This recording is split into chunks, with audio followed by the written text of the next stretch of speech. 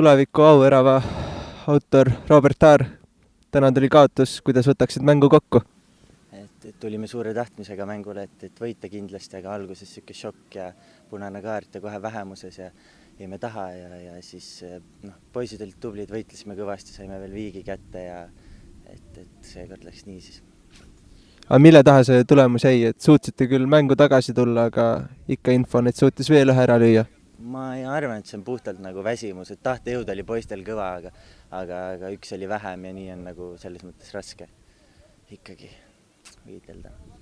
Järgmine nädal uuesti kodufännide ees, kas siis tuleb võit ära? Kindlasti. Selge, aitäh! Tuleviku peatreener Aivar Lillevere, täna tuli kaotus, kuidas võtaksite mängu kokku? Kaotus jah, eks me oleme ise kõige rohkem süüdi, kui me teeme siukseid rumalusi mängu 3. minutil sõna otseses mõttes, siis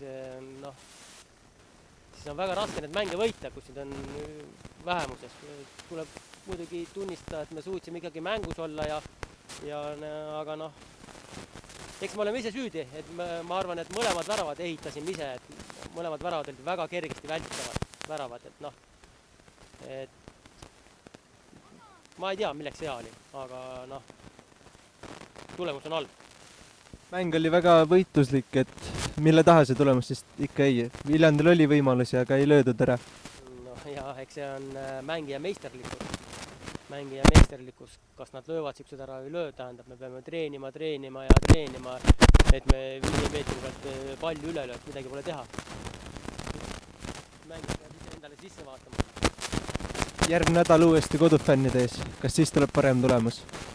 Me tahame alati võita, see on hooajas alguses öeldud, me tahame võita ja me tahame tõusta. Kes meil rivis on, kuidas me alustame, seda näitab järgmine nädal. Selge, aitäh teile!